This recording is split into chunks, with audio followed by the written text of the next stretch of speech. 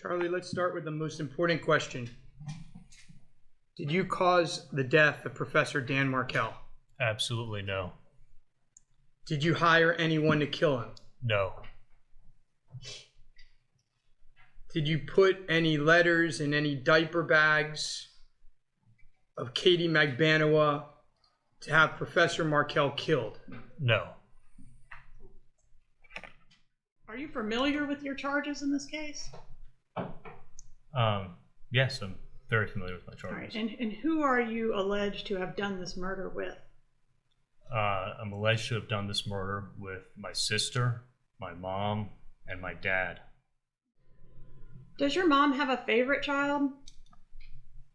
She says she doesn't have favorites, but I don't think she likes my older brother. Okay. But is Wendi the favorite? I'd like to think it's a tie between me and her. Does your mom worry more about Wendi than you?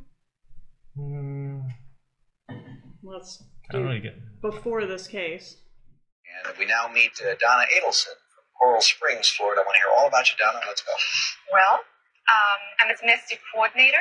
A domestic coordinator? Yes. I'm responsible for the activities, classes, and lessons of my son Robert, who is 16, Charlie, who is 12, Wendi, who is 10, my husband Harvey, who's in the audience, and my dog Sam. All right. And how old is Sam? 5. 5. Well, good. So give him our best. Nice to meet you. Mustard maker. Nope, still Mustard time. maker. Stu. Age, please. Yes, there's one age. Time starts now. First.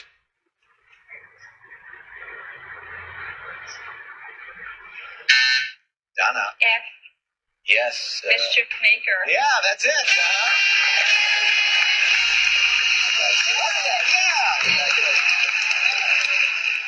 I want to talk a little bit about your brother Charlie. Is he an older brother or a younger brother to you? I'm the youngest of 3, so I have 2 older brothers. They're both older than me. All right, and he's the middle child, Charlie? That's right. All right, and are you closer to Charlie or to the other brother? I'm closer to Charlie. Generally speaking, does your mom manipulate the personal lives of her children? No. Is your mom, like, if she's really upset about something or worked up about something, is that something that your brother Charlie's going to hear a lot about? Who's going to hear more of it, you or Charlie? Well, if my mom's upset with me, probably Charlie. And if she's upset with Charlie, probably me. Okay, so do you get a lot of that? Do you hear a lot about... Let's go back. Let's go to before the murder. Did you get a lot of Donna just giving you an earful about what Charlie needs to be doing? Probably, at some point. What was Charlie doing with his personal life? What did his personal life look like? At what point? Before the murder. I mean, at what period of time before? All of them. Wasn't it just a revolving door of girlfriends? Right, but my mom didn't complain to me about that. She didn't mind that with him. I don't understand the question. She didn't mind if he went from girl to girl to girl. That was acceptable. She didn't really weigh in on it, no. Who talked to her more, you or Charlie? Charlie. A lot more, right? Yeah. At the time of Dan Markel's murder, were your parents extremely angry with Dan? At that point, no. They were in a much better place. Did your mom call Dan any disparaging names around this time frame? Well, I just read them in the emails, but I don't remember them independently. Okay. Did she call him an asshole? Yes. A narcissist? Yes. A bully? Yes. Religious zealot? Yes. Bastard? That I don't remember. Page 5. Okay. Is it page 5 from the first email? Yes, if you'll just go through by the physical pages.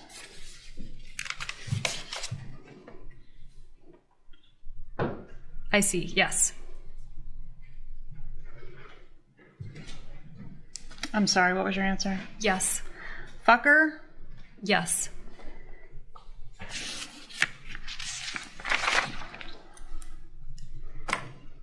It reads, however, the rest of your life and consequently Dad's, mine, and yes, even Charlie's will be affected by how well you can perform/act before July 31st. You need to be a good actress you can be a good actress when you want to. I've seen you in action. You need to put on the performance of your life. Jibbers hasn't beaten the Adelson family yet. Who's Jibbers? Jibbers, she's referring to Danny. And was Jibbers a name he went by or just something you called him behind his back? Jibbers was a silly nickname that I gave him during the divorce proceedings when he was being pretty scary and threatening, and it kind of made me feel less scared of him. Okay, so not something you called him to his face. No. But that was a word that was only used to describe him. Yes, it was a nickname. Okay. So in this, again, your mom is referencing how everyone's life is being affected by this relocation, including your brother, Charlie. Do you agree with that? That is what she said, yes. All right. Is your mom overprotective of you? Yes. All right. And is it fair to say she's, a little on the controlling side? I don't think she's controlling, but she's definitely overprotective. Did she ever try to micromanage your life?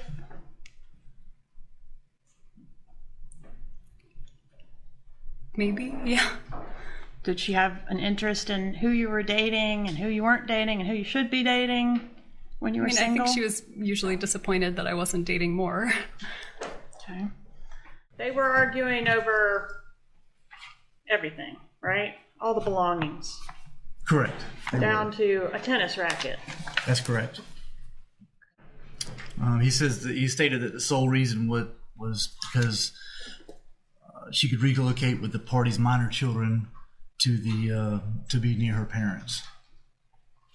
And was the relocation petition that Wendi filed, was that ruled on? Yes, it was. All right. So what did the court say about that? The court ruled against that and ruled against her, saying she had to stay in Tallahassee with the children. And what specifically was he seeking in reference to Donna Adelson? He was seeking to limit her visitation rights to where they had to be monitored, supervised by another adult. That's correct. She was being very assertive. Mrs. Donna Adelson was being very assertive with Wendi Adelson, trying to influence her to do different things to Mr. Markel to get him to agree to let her and the children to move to South Florida.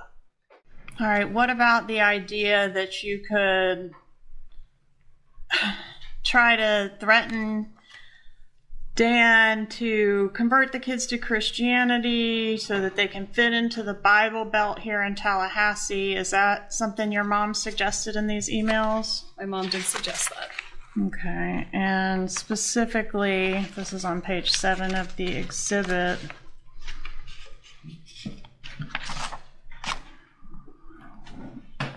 Let Jibbers know that your children will be baptized in the Catholic Church.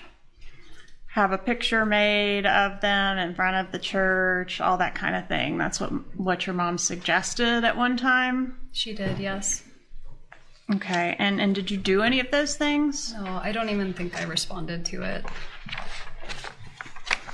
Do you know whether the defendant, your brother Charlie, was supportive of the plan to convert them or pose as converting them to Christianity? I have no idea. I don't think he was particularly involved in this round of my mom's emails. On page 11 of the exhibit, there's an indication from your mom that Charlie at least has discussed this with her and maybe is somewhat supportive. Charlie brought up a good point when he said that Americans were dropped behind enemy lines during World War II wearing Nazi uniforms to get what they wanted. They had a job to get done, and they did what they needed to do to accomplish it. You have a job to get done in a very short time frame to accomplish it.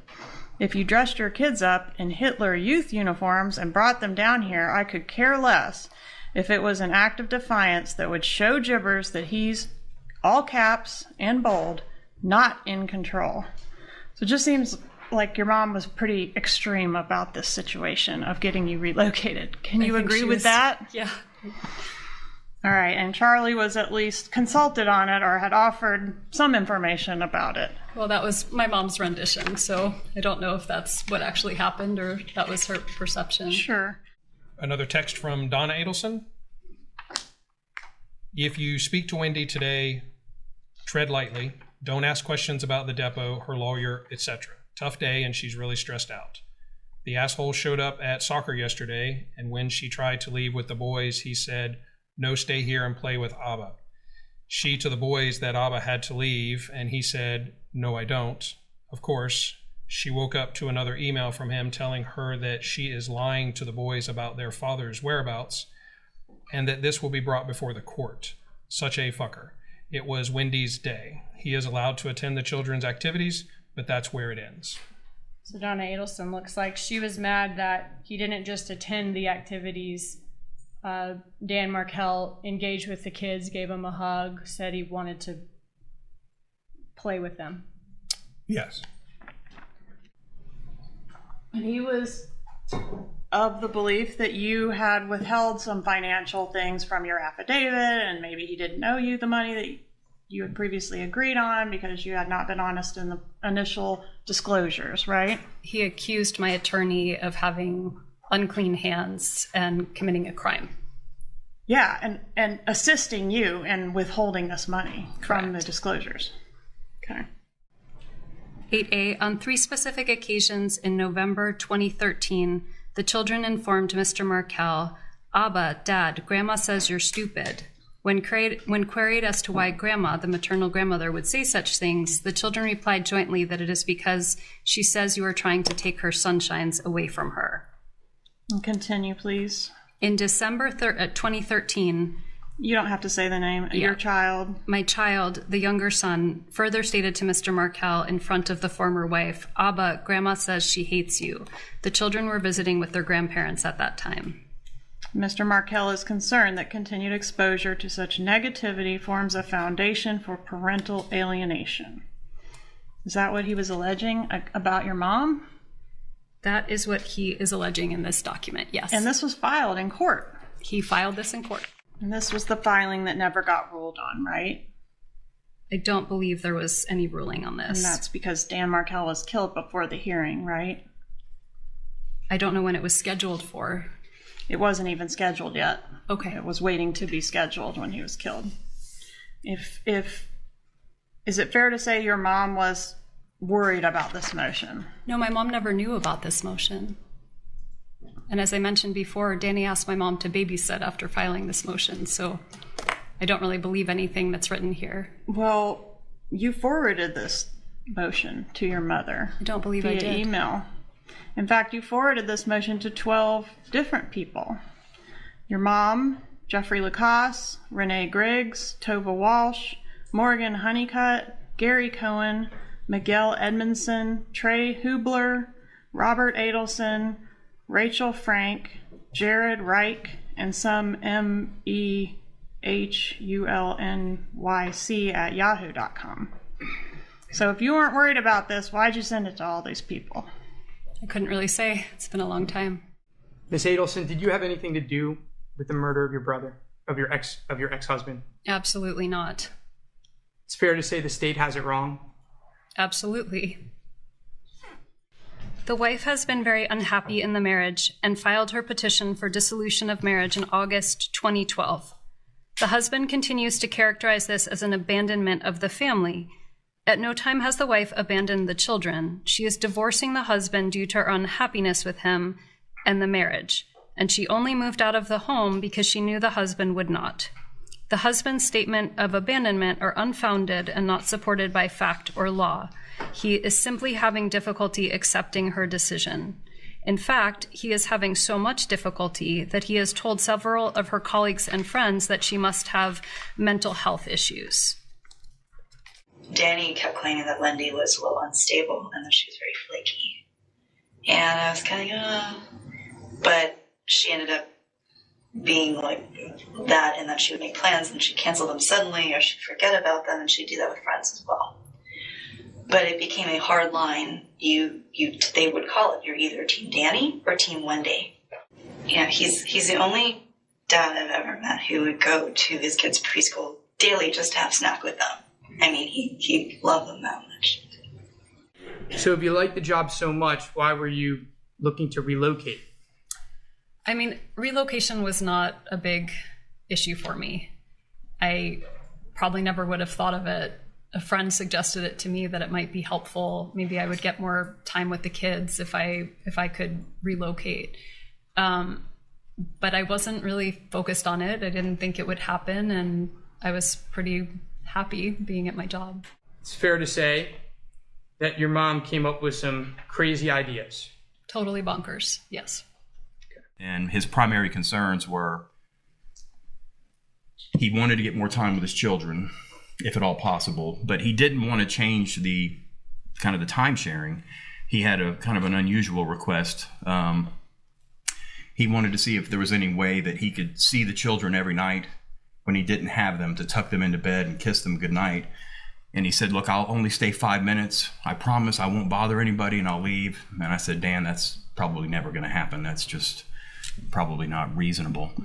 And then he was really concerned about parental alienation, which at the time I wasn't really familiar with it. I didn't do family law, but I was familiar with it from the perspective of I learned about it in law school and stuff like that. But he was really concerned that the grandmother, Donna Adelson, was really trying to drive a wedge between him and the children. And he actually told me that he heard her refer to him as stupid on a Skype call. He couldn't see her in the Skype screen, but he heard her say something to the effect of "stupid's on the phone." We've heard some testimony that everything was going well between Dan Markel and Wendi in the few weeks leading up to his death. Do you have any knowledge of that fact? It's untrue. There's a reason he hired me. He didn't retain me because he needed a friend. Tor basically told me on the phone call, he said, look, there's going to be a trial and it's going to be acrimonious, and he needs a lawyer that can go into the courtroom and be prepared to fight. He said, that's why I think you could handle this case. And that was, we were heading towards a trial. And he certainly, he sent me an email the day before talking about how he was irate because Wendi, unbeknownst to him, had actually enrolled or applied to have been enrolled at the School of Arts and Sciences. And she didn't even talk to Dan about it. So he found out the day before when he got called from the school saying that Ben had been accepted. And so he emailed me and said, I'm irate about this. He said, I don't think it's appropriate. Okay. So no, So there were a bunch of issues still going on. Yes. It was hot at the time. Yes. All right. And there was some suggestion that Dan Markel was expected to lose all the filings that were currently pending at the time of his death, and Wendi was expected to prevail on everything. Do you agree with that assessment? You mean like with the contempt and all of that? Yeah. No, I would not have got involved if I thought he was going to lose on the contempt. My reputation travels with my clients too if they're doing things like that, right? If you're representing a client who is disrespecting the court, it's hard not to feel like that's bleeding off on you and you're disrespecting the court. And in Tallahassee, Florida, if you practice in this circuit, if I disrespect Judge Everett today, every judge in this circuit that matters to me is going to know about it before lunch tomorrow. And it's just, no. So no, I would not have accepted. That's why I didn't think I was going to take the case when I read all that. The latest claim was that she had concealed $500,000 in assets, on top of having the family heirloom and other things that he felt were unreasonable. He had claimed to my aunt Alex, apparently, that there was something that big that he was going to drop a bomb on her in the next week. A legal bomb that would discredit her statements, particularly with regard to financial matters. Again, the timing of all of it doesn't sit well with me. It's mind-blowing, but the legal situation was getting to another point where it was blowing up. He somehow found out that she withheld financial disclosure. Yes. And was going to use that? Yes. For what purpose? It was to discredit her and have things adjusted, I believe, including getting back his heirloom. Okay, he told you this? Yes. That motion for contempt,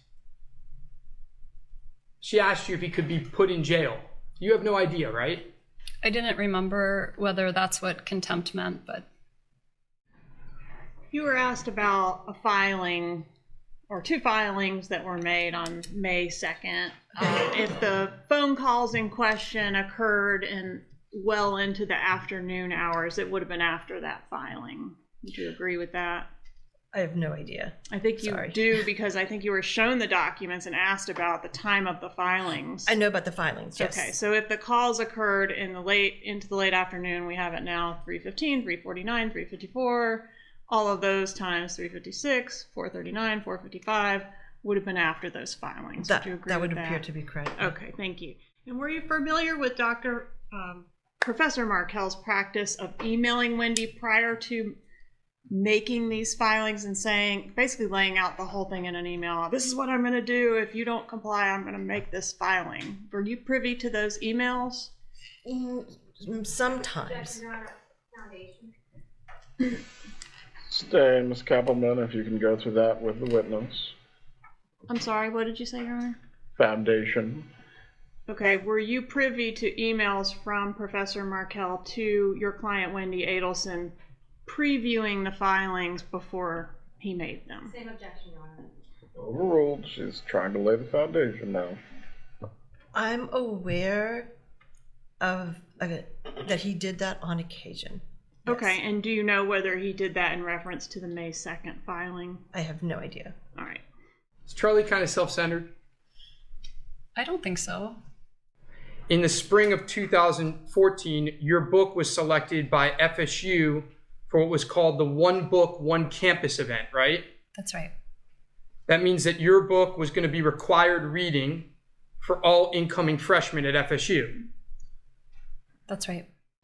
So Wendi was going through this process, and the time before she left him, she finished writing her book.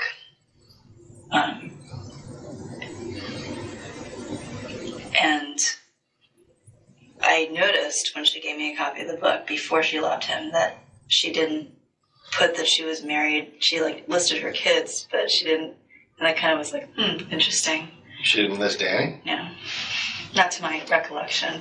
There was something that stood out about her dedication to me, or the author lives here with her two sons. Okay. And so that was a little odd. But again, this was a few years ago at this point. What was the book about? The book was about human trafficking and about the vulnerabilities that lead to trafficking, problems when it occurs, and basically how to recover from it after. Where was the book set? It was set in a fictional town. What was the name of the fictional town? Hiawassee Springs. So Hiawassee. Is it located in the panhandle of Florida? No, I used to see the name when I was driving from Tallahassee to Orlando, so it's somewhere in between. And was the place modeled after Tallahassee? It was definitely somewhere in Florida, but not supposed to be about Tallahassee, no. Who was the central character in that book? So there's three central characters. One was one of my clients, kind of a composite character from Eastern Europe. One was kind of a composite character of many clients I've represented from Latin America. And one was a public interest lawyer. And was the public interest lawyer Lily? Yes. And is that the character that's sort of based after yourself? No, really more based after a friend of mine. And was Hiawassee, Florida, quote, just a small stop on the way back to what we had previously known as civilization? Is that a quote from your book? That sounds like a quote from my book, yeah. And who's the husband of Lily, the public interest lawyer? You want his name in the book? Yes. I think it was Josh Stone. All right, and what was Josh's employment? Josh was an English professor.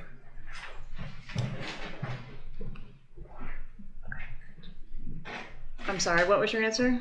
Josh was an English professor. A professor, where did he teach? It's been a while. I wrote the book over 10 years ago. I don't remember what I named the university in the North story. Florida State University? That sounds right. NFSU? NFSU, sounds right, yeah. All right, and in the book, does Lily lament, quote, we moved to this godforsaken place for Josh's career? Yes, that sounds like a line Lily would say. Was that intended to be the place in this binder where you allege emotional abuse by your husband? I mean, I I think it's emotionally abusive to suggest somebody has mental health issues. And probably the biggest source of cash through the years is every time I went out, every chance I could, I used my credit card to build up the airline miles, and I'd always pay the tab, and whoever was there would just give me the cash, and it added up over the years. I've done that 20 years. Now let's talk about gifts to your sister during her divorce. Do you recall giving her a TV? Yes. When I gave her the TV set as a divorce present, it was the stupidest thing I ever said in my life. And I said, I was going to get you a Hitman, but the TV set was a lot cheaper, so I went with the TV set instead. And I said it as a complete joke, and it was stupid, but I do that a lot. Did you ever tell him, Charlie, why are you making that joke when we're actually hiring a hitman? Like, don't you think that's a bad idea? Did you ever say that to him? No, because feels like he's untouchable. Quote, it was always his joke. He said, I looked into hiring a hitman and it was cheaper to get you this TV. Is that what he said? That was a joke that he made, yes. And hiring the hitman, that was to kill Dan Markel, right? That was the joke. That was the joke that he made in poor taste, yes. Not to kill someone else. No. Well, he never used his name. Okay. Well, he's hiring you the TV because it's cheaper as a divorce present than a hitman. Who else would he be hitting with the hitman? I never really thought about it because it was not a thing that he meant. He just made a bad joke. Well, you repeated the joke, didn't you? He repeated the joke. Didn't you also repeat the joke? To other people? Yes, like Jeff Lacasse. I never said that to Jeff Lacasse. You didn't tell Jeff Lacasse that your brother got you that TV as a divorce present because it was cheaper than hiring a hitman. I may have repeated that joke in the context of the TV, yes. All right, and who is Jeff Lacasse? Jeff Lacasse was a person I dated in 2013. And did you tell Jeffrey Lacasse shortly before the actual murder that your brother really had looked into hiring a hitman? I did not. I walk in the door and Miss Adelson asks me to look at her television because there's something wrong with the television. And what was wrong with the television? Well, I turned it on and I was immediately confused because it really shouldn't have been a question. As soon as you turn the TV on, it's been struck by an object and is damaged and basically unusable. Can you explain what the damage looked like? Yeah, it looked like somebody stood in front of it, took their fist, and hit it like that was my first impression. So kind of like a shatter mark with spiders? Yeah, there's like an impact crater, and then there's, from that, and it's all pixelated and distorted, which makes it very difficult, or really no one would watch this TV unless you had to. And I had second thoughts about that. I looked around the room. Maybe the kids broke it, so I looked all around the room, and it didn't seem plausible that the children broke it. They're very small. This object had to be kind of heavy. I'd thrown a ball around with them. I just couldn't see how the kids could have done it. But you didn't see how it got busted. I didn't see it. I didn't know for sure, and I didn't know we'd be discussing this in a murder trial, so I didn't investigate further or think about it very much, to be honest with you. I just thought, okay. Were there other TVs in the house? There was a TV in the back bedroom, a similar make and model that we had watched television with the kids before on that TV before, so yes. Is that where you watched the movie that night? No, I went to go hook up the DVD player in the back room. Miss Adelson insisted that it would not work and actually stopped me from even trying. So thought that was very odd, but I didn't want to argue, and it's her house, her TV, her kids, so I said, okay. So did you watch the movie on the broken TV? Yeah, we gave the kids movie night where we watched a movie on a broken television that was distorted enough that you could follow what was happening, but the kids are whining and crying the whole time. And I wasn't whining or crying exactly, but I was tempted to because it was pretty frustrating, and I just didn't understand, what was going on. And was the TV that your brother bought you as a divorce present the same TV that was being repaired on the morning of the murder? Yes. And did that have to do with you accusing her of seeing other men? That was one of the issues. There'd been a lot of tension bubbling. That was the major issue. But just to give that some context, I suspected very strongly she was seeing other men. Of course, your office had confirmed recently to me that there was multiple online active dating accounts the whole time we were supposed to be exclusive. But just to give context to that, that was combined with Wendi promising me the world in June. Talking about me moving in, shouldn't get a Jeep, you should get a car, the kids' car seats will fit in. The kids should start calling you daddy was the most outrageous one and so she's like throwing herself at me over the top in a way that felt totally disingenuous and fake. And at the same time, I think she's seeing other guys. So it just kind of boiled over. I tried to have like a serious, honest relationship conversation with her, and that didn't go very well. So you were kind of, at least up until all of this started happening, you were kind of full steam ahead, and it seems like she was a little stop and go, hot and cold. Is that? It was accurate? A roller coaster, is what I would say. And I had felt since April that I was perhaps being strung along. I had that intuition. I couldn't fathom a reason why you would string a guy along like that. It didn't make any sense at the time. She asked to speak to me confidentially in a very serious tone of voice, told me that Charlie had investigated all possible options to take care of the problem of Danny Markel, including hiring a hitman, which would cost about $15,000. And I later revised that and thought maybe it was $50,000, but the dollar amount was the only thing in question. She definitely said that Charles Adelson had looked into hiring a hitman to kill Danny Markel. And when did she say Mr. Adelson had looked into hiring a hitman? When the relocation was denied, the previous summer. Yeah, I was excluded fairly quickly because investigators found Kmart surveillance footage of me at a Kmart in Tennessee using my credit card, my cell phone showing me there shortly after the murder, so it was impossible that I was the shooter. All right, and then was there also some similar type coincidences around the time of the trip that the killers made in June? Yes. On June 6th, I had a business trip to Gainesville, and I departed at 11 a.m. on a Friday, June 6th, which Miss Adelson would have known about by March. So really, I take 2 trips out of Tallahassee in my car the whole spring and summer semester. Both times, hitmen try to kill Danny Markel. Okay. Then in June, at a time when Wendi Adelson is breaking up with you, she sits you down and she says, I have to confide the biggest secret in my life. That a year ago, my brother actually looked into hiring a hitman.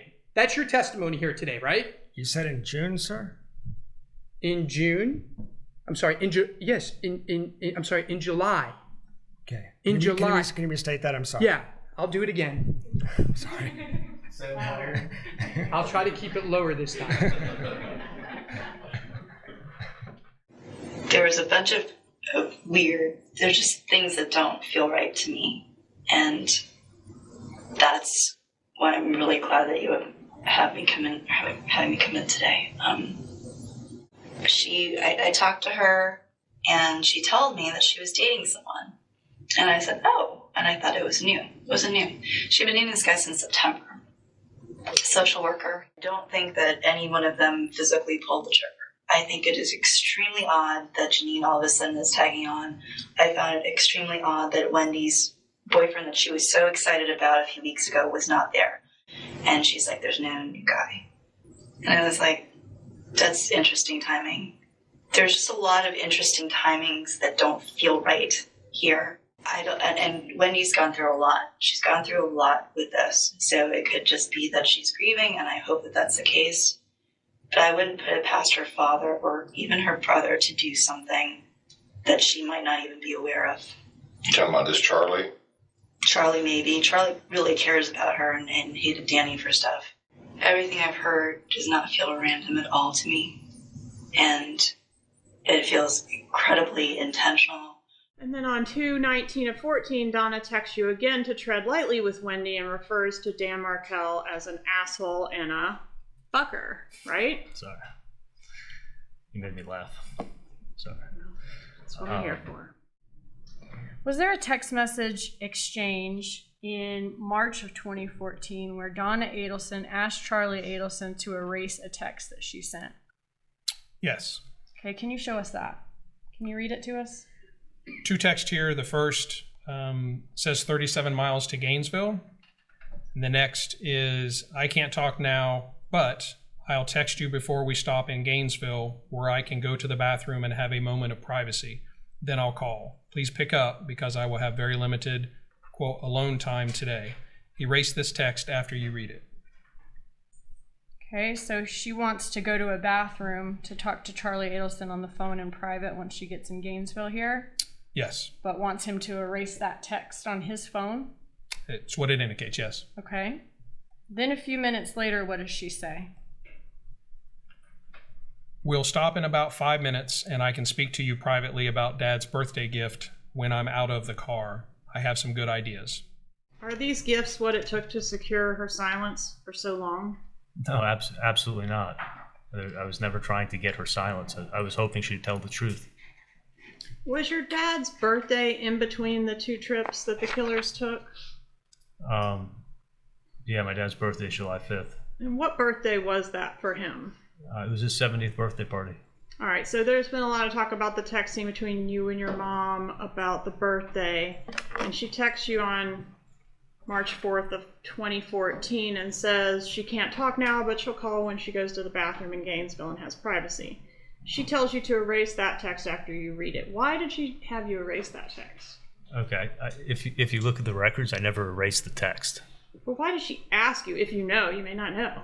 Maybe she's afraid my dad's looking at her phone and would find out about the present. It made no sense to me. That's why I was like, I didn't erase anything. How is you erasing the text going to prevent your dad from seeing it on your mom's phone? Well, if my dad looked at my mom's phone, then he'd see the text and maybe know what she's planning for his birthday.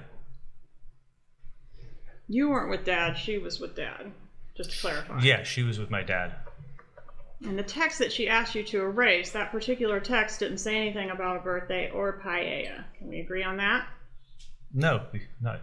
But I knew what it was about. All right. 20 minutes later, she texts again and asks something about Dad's birthday. Do you remember that? Yeah, I know we were trying to plan a surprise cruise. That was the original idea. Okay, and the paella is mentioned elsewhere, not in this particular thread that we're talking about now. Yeah, Was paella the big birthday gift? Yeah, I paid for the catering for the whole party. Okay. Then 3 months later, on June 8th, just after midnight, you text her, quote, still working on Dad's birthday present. Was that in reference to the paella guy? Possibly what I was also getting was a present. I mean, it's been 10 years, so I don't know exactly what I got him 10 years ago on his birthday. And then at what 1 a.m., I'm sorry, you weren't done. No, or what I was thinking about getting him. And then at 1 a.m., Mom texts you back, I know you'll, and I think she was in Israel, so that might account for the time, but she texts you, quote, I know you'll come through for me. Is that what she said? That's what the text said, yeah. Can we agree the timing of these texts is consistent with being sent the day after the killers got home from their failed June murder trip? No, it's consistent with a few weeks before my dad's birthday and trying to figure out what we're going to get him. Did your dad get any big gifts for his 70th? I don't remember. So there was no big lead up and discussion about some big gift that you were involved in, at least? I don't remember. I don't remember if I gave him a present. I hope I did. Do you remember what anybody gave him for that birthday? I really don't. Was the murder of Dan Markel your dad's big gift? I mean, that's, of course not. That's a horrible thing to say. What about the grandchildren, getting full unfettered access to the grandchildren? My Could that have parents been had the full big gift? unfettered access to their grandchildren always. Not when they lived in Tallahassee. Well, whenever they could come up and see them, they did. They were 50% of the time with Dan Markel, right? Sure, but whenever they were with me, they had full unfettered access. Who came up with the idea to kill Dan Markel? Charlie. So Sigfredo Garcia didn't come up with the idea? No, ma'am, he did not. Luis Rivera didn't come up with the idea? No, ma'am, he did not. When did the defendant first bring this idea up to you? My first recollection was around Halloween of 2013. Around Halloween or on the actual? On Halloween, yes, ma'am. All right. What's your recollection of how that came up? We were at a Halloween party in Lincoln Road, and right before we were about to go, he got in the car with me and he asked me a question. What was the question? Do you know anybody that can harm someone? And did you know anybody that could harm someone? Yes, ma'am, I did. Who was that? Sigfredo. And at the time, what was your relationship with Sigfredo? Wasn't the best. But he was the father of your children, right? Yes, ma'am. So were you dating both men at this time, or were you only dating Charlie? No, I was only dating Charlie.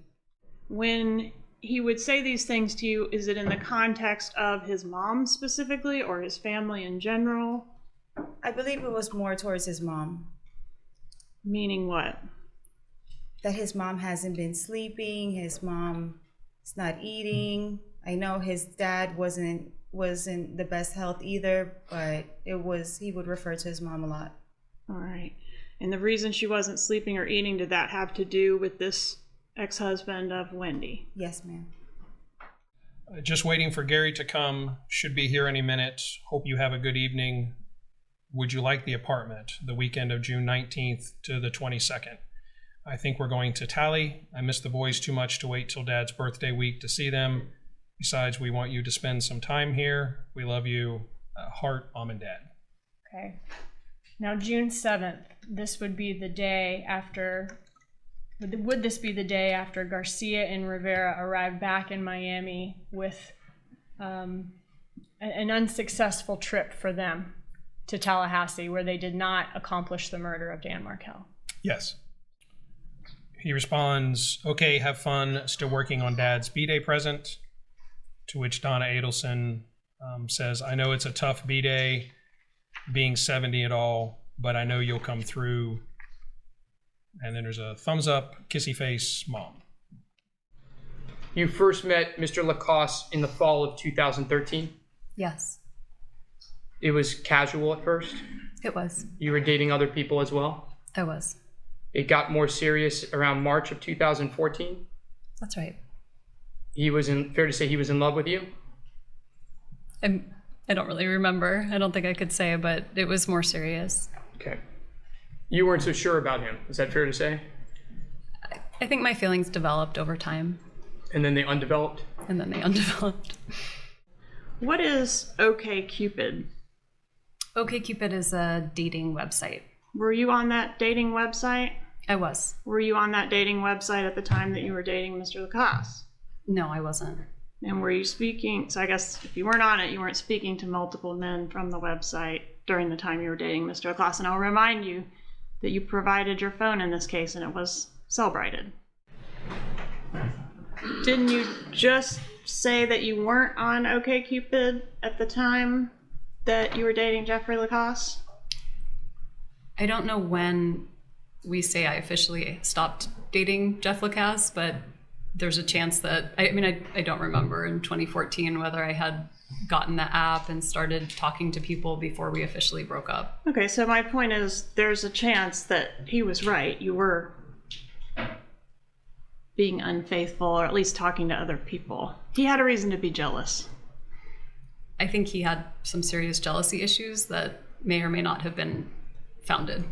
Yeah, I think we got from your testimony that you believe he had serious jealousy issues. My question to you is, did he have a reason to be? No. So he was wrong. He was wrong in June when he accused me of being with multiple people that I wasn't with, yes. Okay. I want to ask you about a meeting with Wendi at a coffee shop that occurred on June 4th, 2014. Do you recall that? I do. What happened at the coffee shop? We went to the Red Eye coffee shop to have coffee, just to meet midday, and Miss Adelson canceled a trip that we had planned for July 11th to 17th to go see my parents, which was a big deal in the relationship, and she abruptly canceled it. Did she offer an explanation as to why she needed to cancel the trip? not one that made sense. She said that she feared that we would not get back in time, and she emphasized, had to be back on the 18th to pick the kids up out of school, which would have been July 18th, 5 p.m., is my understanding. And I couldn't fathom why in the summer going through Atlanta you wouldn't be able to get back in time. It didn't make any sense to me. So she was worried you could be delayed and she wouldn't be able to pick the kids up. Right, and we had people who could babysit. It didn't make any sense at all, but that was what she said. That day was very important. All right, and so that occurred on June 4th. It did. All right, did you see her later that evening? I did. I went to the house to hang out with her and her children. And is that her residence on Aqua Ridge? Yes, ma'am. And how was she that night? This is June 4th, right? It is. Okay. She was a nervous wreck to the point where she was sick to her stomach. Asked me to get to her house as soon as possible. She was in that much distress. And she didn't have food poisoning or flu or anything obvious. She was just a nervous wreck. So I went to her house, immediately went to the store to get her Pepto-Bismol and a couple of things from the convenience store. I have the credit card receipt, is why I recall that so specifically. And did you have any idea why she was acting? I assume this is unusual for her. It was fairly unusual. The degree of severity was definitely unusual. But that whole week, June 4th to 9th, she was very nervous. So. And she didn't tell you it was because killers were in Tallahassee to kill Dan Markel, did she? No, I was stunned to later find out that there was hitmen in town at the time. The dentist's lawyers have indicated that you and Garcia got this idea on your own to come to Tallahassee and kill the professor. Is that true? No. A good one. Did you kill him and then try to get Katie to blackmail the dentist? No. When you suggested to Sigfredo Garcia on the way up that it would be easier to just do a robbery, would it have been easier to rob the dentist back in Miami than to come up here to do a murder? I never said nothing about him because I don't know him, but I said, let's go rob the lady. Right. Just like that. If you had known that it was actually the dentist that had the money, would you have been just as happy to rob the dentist? Absolutely. Would that have been less trouble than coming to Tallahassee to do a murder? Yes, ma'am. One day, just a random night that I was over at Charlie's house, he had a manila envelope that was sealed. He told me, Katie, do not open it. Do not touch it. Do not look inside it. I didn't print this paper out from my office, printed it probably from another office, and basically give that paper to the other person. How did you know where you were going? Oh, he knew his way. Who did? Garcia. How did he know his way? He had a piece of paper with an address in the picture. What can you describe what the piece of paper It's looked a regular like? piece of paper. Like a regular piece of paper like this size? Yes, ma'am. Was it white? Yes. Was it like this kind of paper that goes in a printer? Yes, ma'am. And what was printed on it? It was the dude's address. Okay. Was the address printed or handwritten, if you know? Man, I can't remember. Okay. Did it have a photograph on it? Yeah. All right. So it had a photograph and an address. Anything else written on there? That's it. Or typed? Not that I remember. Okay. So that's how you knew who you were supposed to kill and where that person lived? Yes, ma'am. So you didn't get the address from the prof's blog? No. You don't read the prof's blog? No. How do you know that? Are you on the prof's blog server list? No. All right. And what about on the trips to Tallahassee? Was he going on about that on the trips to Tallahassee? No. Did he mention on the trips to Tallahassee, like, this has something to do with the dentist, or we got to kill this guy because I'm trying to harm the dentist? No. To harm him, he never said nothing about him. I'll ask one last question, and then we can, if you would, we can handle. One means one. One means one. Do you know if Professor Markel would frequently post his travel schedule on his prof's blog? He would post it on his prof's blog and on his Facebook. That's my one question, Your Honor. Did y'all follow Dan Markel at all during this second trip? Yes, ma'am. Where did you follow him this time? Follow him to the daycare and to the gym.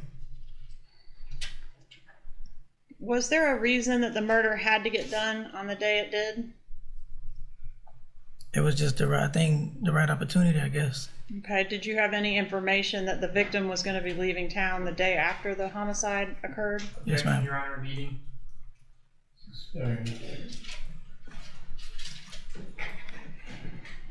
Is the answer struck?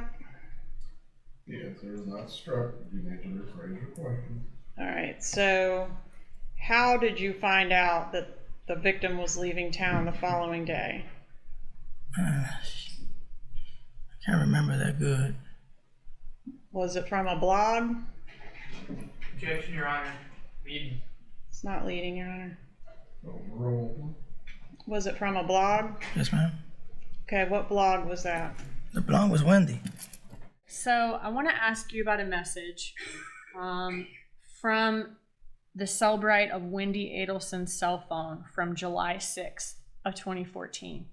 So chronologically, this is going to be after the June trip that we just saw, and it's going to be before the July trip where Dan Markel ended up being murdered. Was there a text sent on July 6th by Wendi Adelson to Dan Markel? Yes. All right. Can you show that to us? Okay, what does this text say? From Wendi Adelson, it inquires of Mr. Markel, are you in Tallahassee July 14th through the 18th? I just wanted to know if I can have the kiddos on the 16th. Thanks. Okay, and he says yes, you can? He does. All right, the dates that we see that Wendi Adelson is asking Dan Markel about, what is significant about those dates? July 14th through 18th. Those would encompass the second trip to Tallahassee where Mr. Markel was murdered. How did the killers in this case know that Dan Markel was planning to leave town the day after the killing? I have no idea. You knew he was planning to leave town the next day, didn't you? I did, yes. Did you convey that information to anyone? Absolutely not. To your knowledge, did your brother have that information? I don't know why he would have known that. So if the killers were told it has to be done today because he's leaving town tomorrow, we don't know how they knew that. I have no idea how they knew that. But it would have to come from someone familiar with Dan Markel's schedule, wouldn't it? They would have to find out somehow. I don't know how. About the gym, he said, I'm going to be at the gym probably between 9:15 and 10:30, but I'm happy to chat or meet with you. Maybe we can go for a walk at school or something like that. Let me know. Okay. So that particular voicemail doesn't sound very emotionally abusive. Would you agree with that? No, by this point in time, we were parenting really well and we were doing just fine. Getting along great. Did you talk to your brother on the day of your ex-husband's murder? I did. And about what time of day did you speak to him? It would have been right after the repair guys were there, because that's when I called him to tell him, ask him whether I should get the TV repaired or buy a new TV. So It would have been morning. How long did you talk to him? I don't remember. Does 18 minutes sound incorrect? That sounds reasonable. Okay. Did you talk to him about other things other than just the TV? I really don't remember what else I talked to him about, but probably. Maybe I would have asked him about his work or we would have caught up. Did you happen to mention Dan Markel's plans to go to New York the next day? I don't see why I would have. So here we have also included the information from Wendi Adelson's forensic extraction or her Cellbrite report. So we're able to see other things that were contained in her phone. One of the first things we see is that she had a calendar entry for that day listed as fixed TV. Now we see that it's deleted. Yes. When would that have been deleted? Sometime prior to our analysis of the handset. And your analysis of the handset was done that same day? It was done, yes, the afternoon of the 18th. Okay. So this calendar event, fixed TV, was deleted at some point before her phone was taken by law enforcement and looked at that afternoon. That's correct. Okay. Go ahead. Then we see that there is an outbound call from Wendi Adelson to Donna Adelson.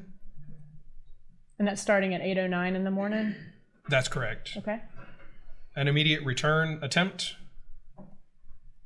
and then a text message. Again, this is from Wendi Adelson's handset itself, but there is a return text message or a text message from Donna Adelson to Wendi communicating about Best Buy and coming by for the repair of the TVs.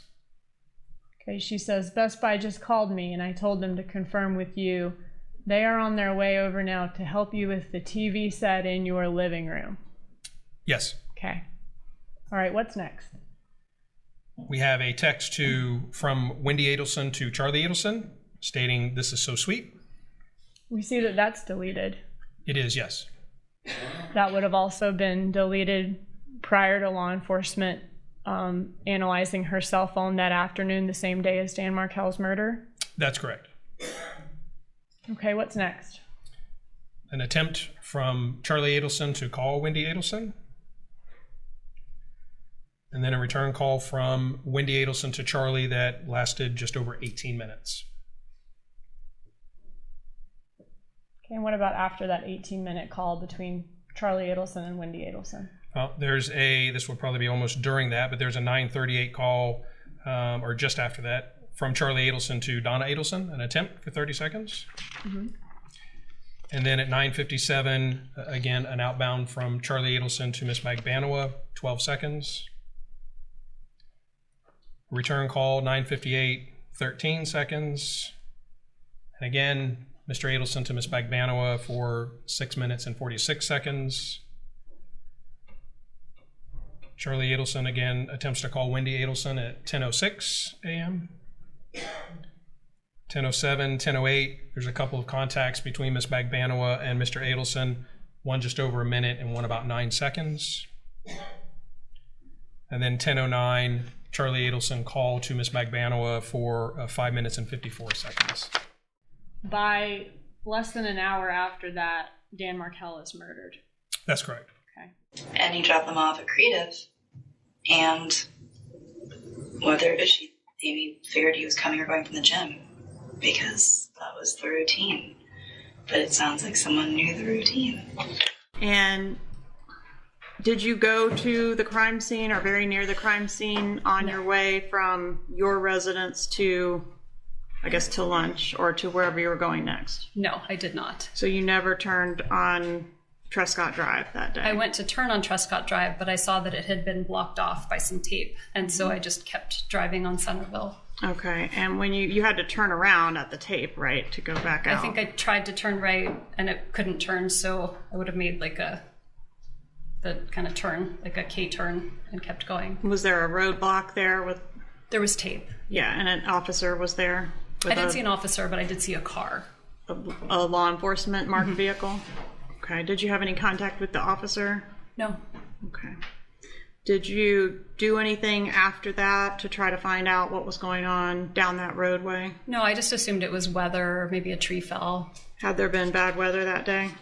No, but it was summertime and there's electrical storms and trees fall, so that would have been pretty normal for summertime. Where were your kids supposed to be at the time that you encountered that roadblock? They would have been at school.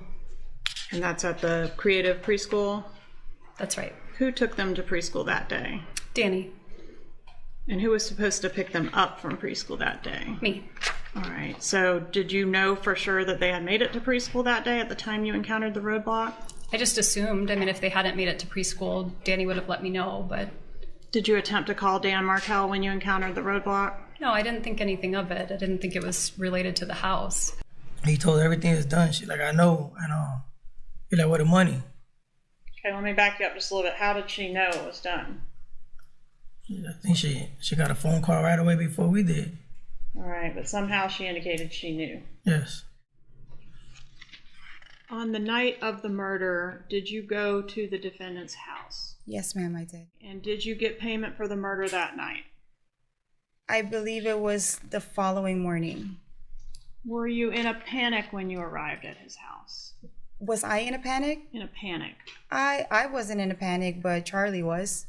Okay, explain that. How was he acting? When I opened the door, he was kind of frantic, and he had a gun in his hand, and he was just all over the place. Was that normal behavior for him?